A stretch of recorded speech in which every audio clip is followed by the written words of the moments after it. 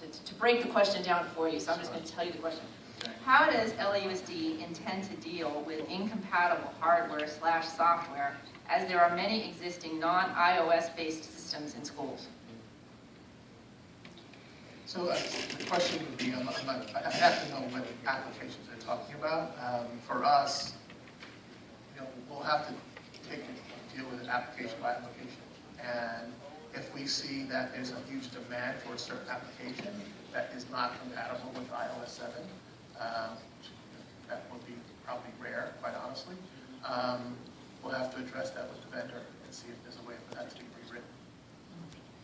Another question regarding iPads as well as all consumer electronics. Obviously, you can tell some people have a little bit of an opinion. And iPads as well as all consumer electronics use batteries that age and lose their ability to hold a charge over time. Will this shortened battery life hamper their usefulness in the classroom? So that would fall under the warranty as well. And so if there is a condition where it does not withstand the charge that it should, then that violates the warranty, and that goes back and we replace it. It's within 3 years. Within 3 years, absolutely. So another question is there an anticipated useful life of the iPads? I've got to get back to you with that, but the bottom line is these are all new devices. They've only been in the market for a couple of years, and so we don't know that. We assume that our devices last 3 to 5 or more years, but we just don't know that. It's new devices. So if you would get back to us at the next one on that anticipated useful life of the iPad one, that would be great. Absolutely. Other questions regarding this particular slide? Madam Chair, while you're looking at the durability, I just heard on the news about the hacking. Is that a part of the warranty? And maybe the next time we can talk about it, because I think there's one school, Roosevelt, where it was pretty extensive hacking into our iPad. So I'd like to know more about My understanding is actually that Mr. Chandler is going to address that today, later on in the presentation. Is that accurate? that. You solved it already? I can address it later. I can address it now. Oh, let's do it now then. Great. So it is in fact true that we had students that were extremely creative and found their way around. It found their way around that.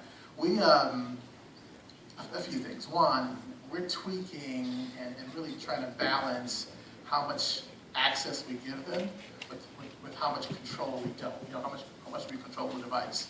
In many cases, I actually believe we had maybe too much controls on the device. And so, again, we have creative students, and so they figured out a way how to get more control of the device. A couple of things have to happen, and for us, it's clearly an action plan, is that we will solve this technically. We have firewalls, we have more software, we have many people actually in the room now that are working on this as we speak. So we're going to solve this technically. But the biggest conversation really has to be about acceptable and responsible use. And how do we become, digital citizens that do the right thing?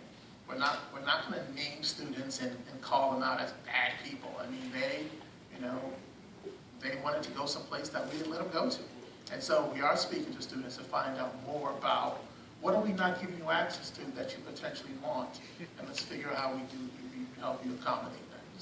So what we're passing out now is, for those on the committee who had not heard about the incident, we are passing out 2 newspaper articles that referenced the event, as well as the informative that was released by the district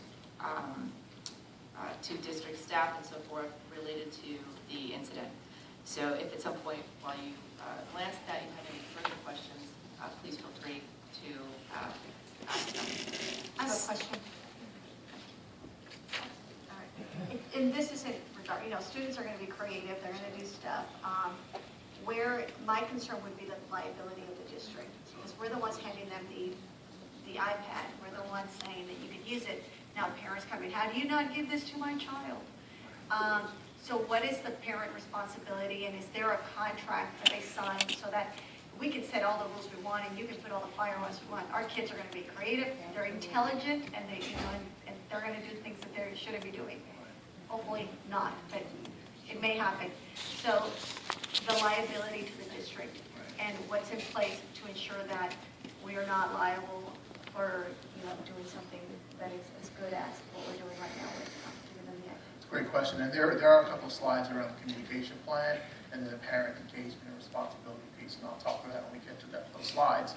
Let me just kind of take you through some of the sequence of events. And so Friday, as we were provisioning devices at a high school, we knew immediately that students figured a way around this. So our systems flagged it immediately and said that these devices are no longer reporting to us like they should be.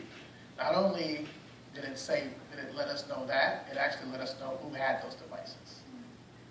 So for us, this was a good thing. I mean, it wasn't the best way to find out about it, but we knew, literally, we knew within seconds this happened. So we spoke with the principals and said, how do you want to handle this? I mean, we don't want to treat our students like criminals. We want to have, progressive discipline around that. So we notified the superintendent, and he was adamant about do not let these devices leave the campus. And we spoke with he as well as the senior staff. And that was the right thing to do. And so after that, we called the team in technically and said, how do we address this going forward? And so we actually spoke with some of the students as we called them back in and said, why did you do this? What were you trying to get to? And we found out that, the first version of the filter software we put out there was probably more, restricting than it needed to be. And it was actually blocking some extremely innocent websites. And so for us, that means we have to kind of throttle that back a little bit. But for this whole process is really a process of finding the right fit. What that also did, which we feel really good about, is really ramped up the conversation around how do we do this responsibly. As you mentioned, our students are creative, and in many cases, they were trying to get some places that we think were incredibly innocent. And so, but having said that, we have to make sure that we manage this process. So the whole social engineering piece is what we're really dealing with. And so that means we do have to talk to the students and parents and the greater community on the campus to make sure that we do this the right way. And so those are the facts. So at this point, Madam Chair, Let her finish, and then we'll move. So at this point, those computers or iPads are not with the students, right? They're at the school site? All of the devices are at the school site or in the process of coming to the school site. Is that for all Phase 1 schools? For all, until we have a solution where we think that there's 100% assurance, that's going to be the process going forward, and we made that happen. And again, that was based on the superintendent's mandate. When these devices come back on campus, we have re-engineered them so if they go out to a place they shouldn't go, the device gets locked down immediately. And then they have to bring it back to get it reset. So that can't happen anymore. Now, there are ways we can lock these devices down so you can't browse the internet, but we don't think that's the way to go. So it's kind of a balancing act. Ms. Lamont? I just wanted to say you've got some real good resources in these senior high schools, so don't kill the creativity, use it. We agree. I love that idea, and we think it's like about government agencies where they find the best hackers and turn them into employees. And so we're thinking, how do we set up a student advisory and talk to the students and say, how did you learn how to do that? And of course, once one figures out, they tend to talk to each other. But that's a great. So I had a question.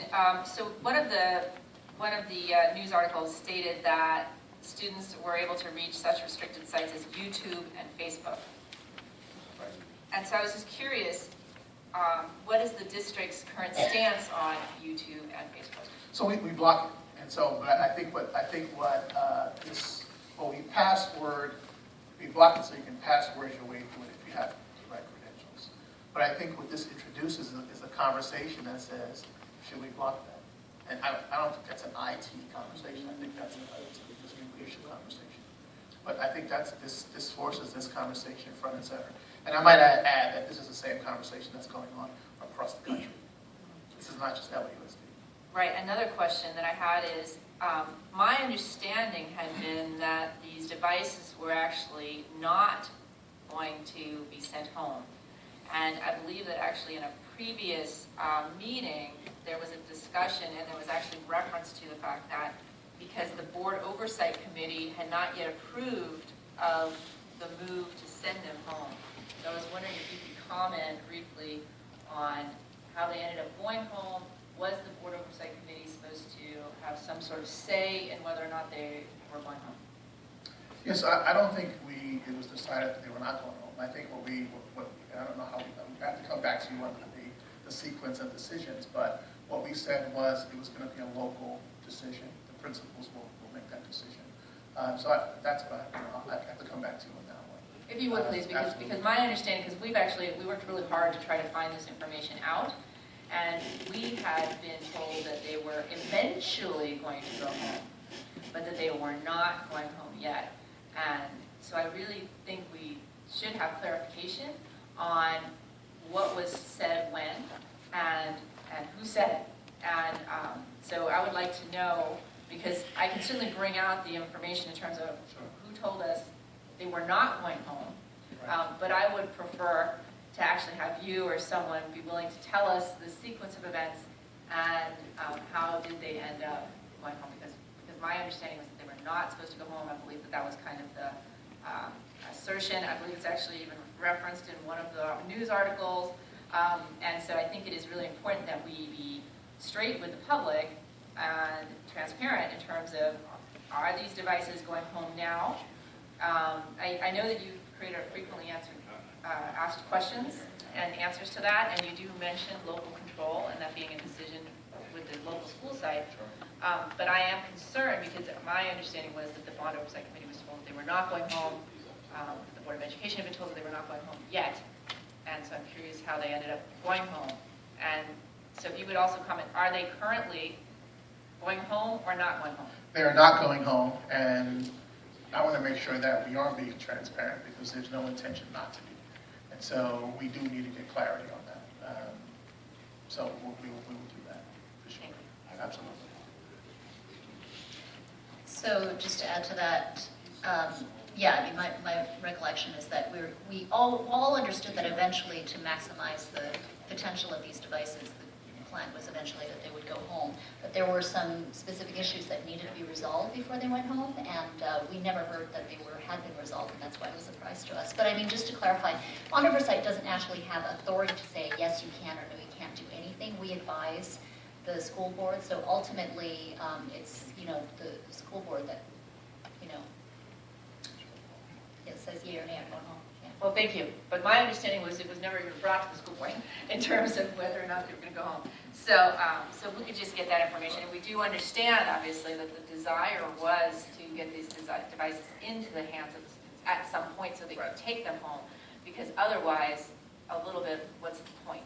So, but one of the questions that was asked, again, to the CCTP Gmail was, are the units modified to block inappropriate content? And it sounds like the answer is yes, sort of. So it's several things, and the reason why it sort of is, and I'm going to try to explain this, I'm not too techy, but so go ahead and be techy, we can get that on the campus, we have sort of one, if you think of it as a force field, right, one filter. And then once these devices, when they ultimately leave the campus, there is a handoff, and there's another force field, if you will, off the campus. And so what we do is point the devices to this filter. And so the device is directed to a filter. So it's actually not on the device, it's actually in the wireless network, as well as outside. But when they take the device home, as these students did, right, then what is supposed to block inappropriate content? So there is a way that the device finds the software that blocks, which is what was happening. And in this case, that we were blocking probably more strictly than we should have. And that's what happened. So I was just curious, in terms of, I understand that, so we were able to tell when each device was altered. Is that accurate? Absolutely. So literally, does it look like, can you literally see something like a 5:52, one device, 6 o'clock, 4 devices, 6:05, 12 devices, something like that? So devices essentially check in with our system. And we can tell when they stop checking in. And we know which device it is. So we have a console that shows all the devices. And we could actually send message, do a workflow so that if this happens, we can send an email. So that's some of the things we're working on now. Is that happens, it won't just be directed to IT, but we might send an email to the principal saying device XYZ, student XYZ has gone around the system. Real quick, so the devices check in once a day, twice a day, 5 times a day? 10 seconds.